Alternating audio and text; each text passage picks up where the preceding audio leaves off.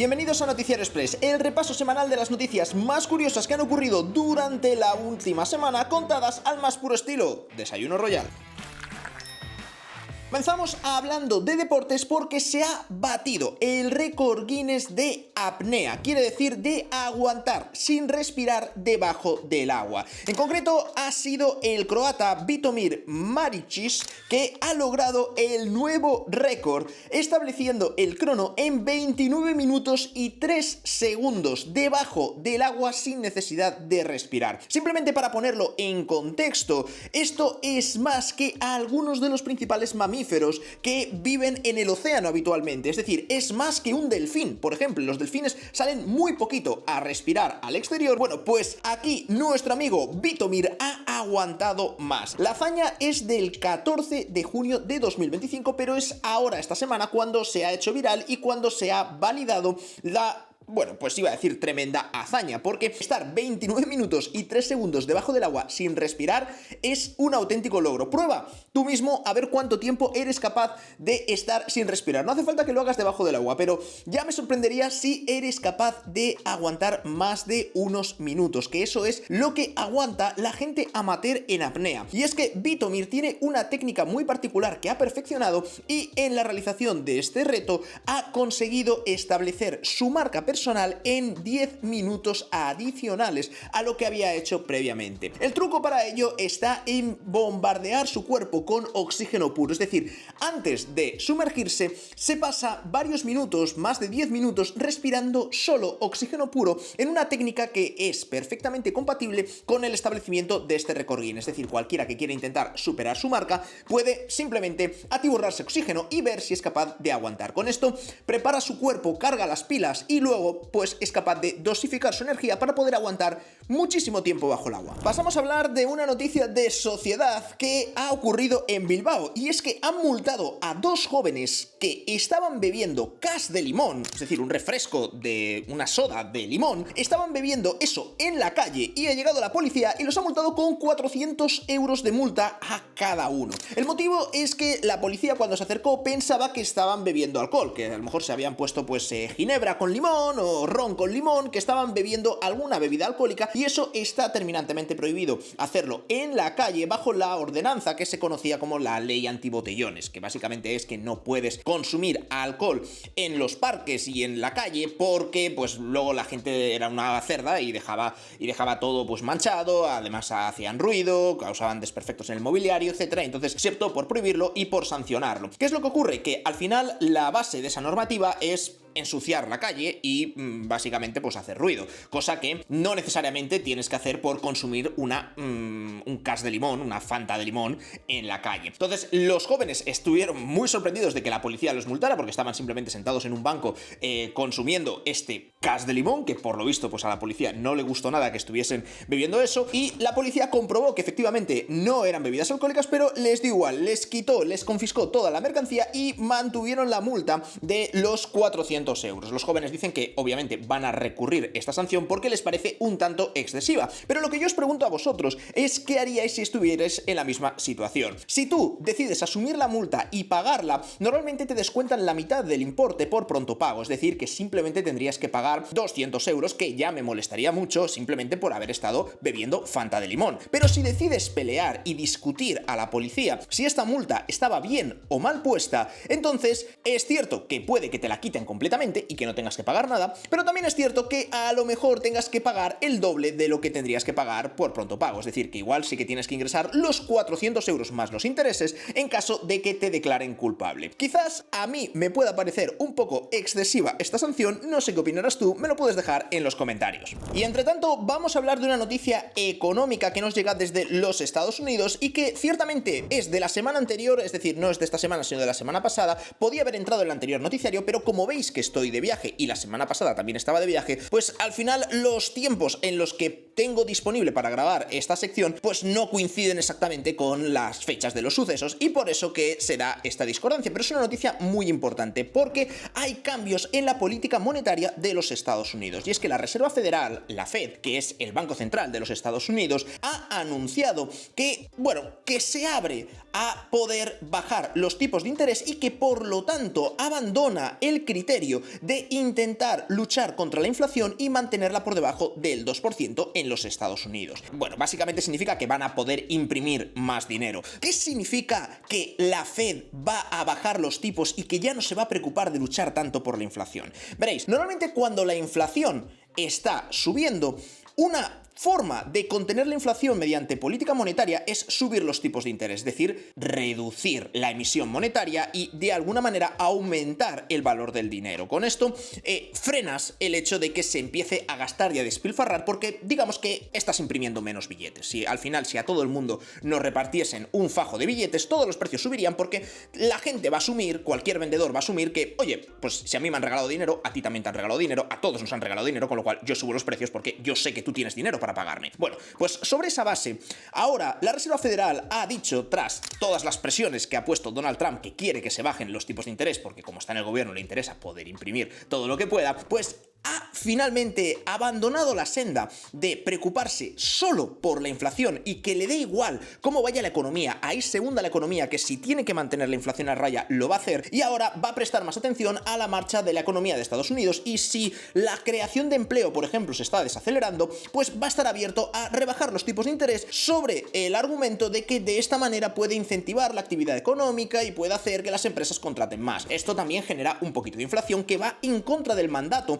que tenía la Reserva Federal históricamente. Por lo tanto, es un cambio de paradigma muy interesante que veremos a ver hasta dónde nos lleva y, lo más importante, veremos a ver si en septiembre efectivamente se materializa en una bajada de los tipos de interés para el dólar estadounidense. Pasamos a la parte científica, donde nos llegan unas noticias verdaderamente prometedoras y esperanzadoras para la medicina desde China. Y es que en China se ha conseguido hacer el primer trasplante de pulmón de cerdo a humano de manera exitosa. ¿Qué quiere decir esto de trasplantar un pulmón de un cerdo a una persona? Sí, los cerdos no tienen la misma forma ni la misma morfología que una persona, y eso es cierto, es un pulmón modificado genéticamente, pero no deja de ser un pulmón de un cerdo, es decir, básicamente han modificado genéticamente un cerdo para que sus pulmones se parezcan más a los pulmones de una persona, de un humano, pero sigue siendo un cerdo. Han pillado ese cerdo modificado genéticamente y han trasplantado el pulmón del cerdo en un humano y parece que la operación ha salido bien. El pulmón, que provenía de este cerdo con 6 modificaciones genéticas, no ha tenido ningún rechazo hiperagudo y de momento está funcionando en pues la persona que ha recibido el donante. No ha recibido tampoco ninguna infección grave, todavía evidentemente está en observación, pero ya simplemente haber llegado hasta este punto es un auténtico éxito, porque si una persona está teniendo algún problema en un pulmón o en los dos pulmones porque le están colapsando, es una persona que inevitablemente va a acabar muriendo porque no va a poder respirar y no va a poder traspasar oxígeno a su sangre. Si el pulmón de un cerdo modificado genéticamente le permite poder seguir sobreviviendo, significa que se abre una puerta a poder generar órganos casi de manera ilimitada para cualquier persona que necesite que le donen un órgano, sin la necesidad de esperar que justamente una persona compatible y donante con tu organismo justamente pues desgraciadamente haya fallecido y por lo tanto te puedan donar a ti uno de estos órganos. De momento ya digo que es algo que se había hecho con hígados pero nunca con pulmones, y de momento las novedades llegan desde China, ni más ni menos. Cambiamos radicalmente de tema para hablar de una noticia un poquito más salseante, y es que hay un usuario de Polymarket que ha hecho una apuesta en su momento bastante alocada, pero ahora se ha confirmado y ha ganado $50.000. Veréis, un usuario de Polymarket, que es una página, un mercado donde tú puedes hacer apuestas de cosas que crees que van a ocurrir, pues resulta que apostó que Taylor Swift y Travis Kelce se iban a comprometer, es decir, que se iban a prometer para casarse durante este año, y apostó nada más y nada menos que $12.000 dólares a que esto iba a ocurrir en 2025. Finalmente, tanto Taylor como Travis han confirmado en sus redes sociales que están prometidos y que se van a casar. Por lo tanto, este usuario ha ganado su apuesta y ha ganado $40.000 de ganancia neta. En total le han pagado más de $50.000. Que a ver, yo viéndolo así con perspectiva, si no hubiese ocurrido, que podía perfectamente no haber ocurrido, habrías palmado $12.000. Hay que estar muy loco para meterle $12.000 a un evento que, pues bueno, a lo mejor se cruzan los astros y ocurre, pero a lo mejor no ocurre. O sea, no puedes tener la certeza de que esto va a ocurrir. Pero para que veáis todo lo que se llega a mover en la cultura pop, hasta el punto de que hay usuarios en internet que están dispuestos a apostar grandes sumas de dinero simplemente por si ocurre algún evento con sus artistas o celebrities favoritas. Como nota curiosa, debo decir que la propia plataforma de Polymarket está investigando si no hay un cierto uso de información privilegiada. Por lo visto, hay un usuario con el seudónimo de Romantic Paul, o algo así creo que se llamaba, que unos minutos antes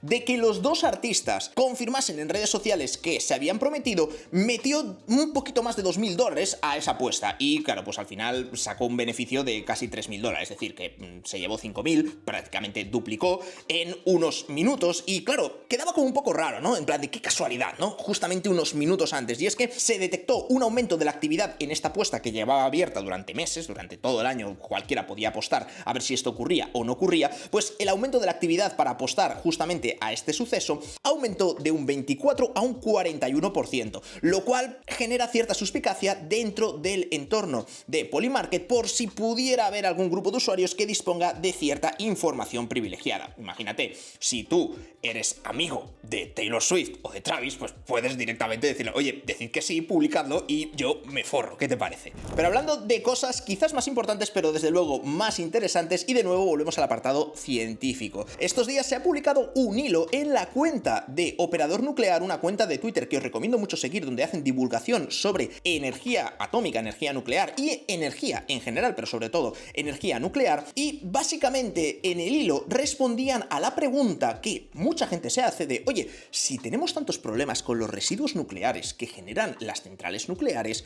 ¿por qué no los empaquetamos todos en un cohete de esos de Elon Musk y los lanzamos al espacio y nos olvidamos? ¿No? Porque sería una opción, en lugar de tener que mirar a ver dónde los almacenamos para que estén seguros, porque tardan cientos de años en desintegrarse, y claro, existe un riesgo de que pueda haber contaminación y demás, lo metemos todo en un cohete, lo mandamos fuera al espacio y que vaya por ahí, total, nadie se va a encontrar luego con ello. Y a ver, tiene unos ciertos problemas el hacer algo así. Lo primero son los costes. Los costes serían desorbitados, o sea, porque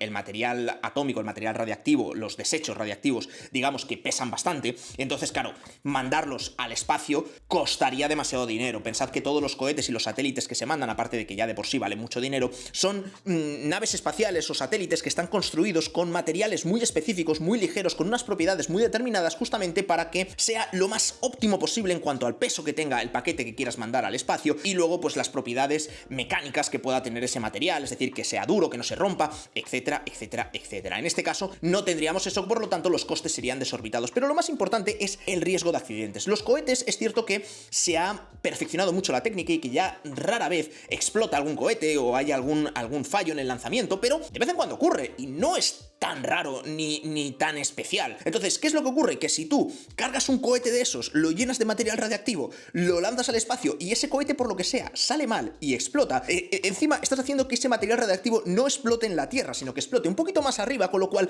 se va a esparcir por mucho más terreno, y eso puede conllevar pues unas consecuencias que no van a ser previsibles y de manera que pueden ser potencialmente muy peligrosas. A esto le unimos argumentos en contra de la basura espacial, que ya se nos está empezando a ir de las manos, esto de echar mierda al espacio, porque se empieza a acumular demasiada basura en torno al planeta Tierra, y luego que existe ese mito realidad que te piensas que la basura o los residuos nucleares es como la bolsa de tu basura, que la puedes sacar y la puedes meter en un cubo, cuando ciertamente existen unos procesos muy estandarizados de vaciado de las piscinas y de los reactores nucleares, se mete todo en un encofrado al final de hormigón armado para evitar que la radiación pueda escapar. Ese hormigón digamos que se almacena en sitios que son muy seguros sismológicamente, que tienen espacio y capacidad para poder almacenar muchísimos materiales radiactivos, por lo tanto no es tanto problema como la gente pueda pensar el hecho de almacenar todos estos residuos radiactivos. Seguimos hablando de empresas y esta vez vamos a hablar de Meta, porque ha congelado por completo las contrataciones para su equipo de inteligencia artificial. Y es curioso porque precisamente era Meta, la empresa de Mark Zuckerberg, propietaria de Facebook, quien estaba realizando estas contrataciones millonarias para su departamento de inteligencia artificial y de desarrollo de ingenieros de inteligencia artificial, su división de superinteligencia, básicamente creo que es como la llama, y básicamente ha pausado en seco todas estas contrataciones porque ha sometido a toda la estructura a una reestructuración. Y esto pues choca bastante con el mismo Mark Zuckerberg, que hace unos meses estaba no solo realizando contrataciones, sino realizaba contrataciones multimillonarias, tratando a los ingenieros como si fuesen futbolistas o celebrities. Veremos a ver si esto es por un agotamiento del propio sistema o si por el contrario es porque ya han completado la formación de ese equipo de cracks que va a ser capaz de, con ayuda de la inteligencia artificial, desarrollar una inteligencia artificial todavía más superior que a su vez les ayude todavía más, y quizás estamos llegando al pico de productividad que te puede dar esta nueva tecnología. Y de hecho, hablando de inteligencia artificial, pasamos a hablar de otra de las empresas más icónicas en cuanto a empresa tecnológica norteamericana, como es Apple, que se está quedando ciertamente muy retrasada y muy rezagada en lo que se refiere a desarrollo de una inteligencia artificial. Ellos han optado más bien por enfatizar la privacidad y el control de los datos de sus usuarios en lugar de desarrollar a saco la inteligencia artificial. Y es por ello que ha sido noticia, bueno, más bien es casi como un rumor, que Apple está explorando utilizar en sus dispositivos, es decir, en los iPhones, utilizar Gemini, que es la inteligencia artificial de Google. Google, recordemos que es la propietaria de Android, y Android es el principal competidor de iOS o de iPhone, de manera que, bueno, pues resulta curioso que al final entre rivales tengan que encontrar la manera de cooperar y que Apple esté explorando pedir ayuda, digamos, a uno de sus principales competidores. En cualquier caso, se encuentran en conversaciones preliminares y la idea es hacer a Siri un poquito más inteligente. Finalizamos con una noticia de geopolítica que está evolucionando según voy hablando, y es que parece que Trump está decidido a capturar a Nicolás Maduro. Básicamente, Estados Unidos ha enviado a 3 buques lanzamisiles, 2 submarinos clase Ohio que tienen capacidad para lanzar misiles nucleares allá donde quieran, aparte de cualquier otro misil convencional, para bombardear con una precisión prácticamente milimétrica, así como diversos buques anfibios y aerotransportados. A este despliegue marítimo hay que sumar el despliegue de soldados en la zona de Guyana, que es una parte de territorio donde Venezuela tiene ciertos intereses en anexionarse pues a algunas partes de territorio, aquellas que tienen más petróleo. Pero bueno, en cualquier caso, toda esta amenaza, toda esta escalada del conflicto, básicamente se basa en un mecanismo de presión por parte de la administración de Donald Trump,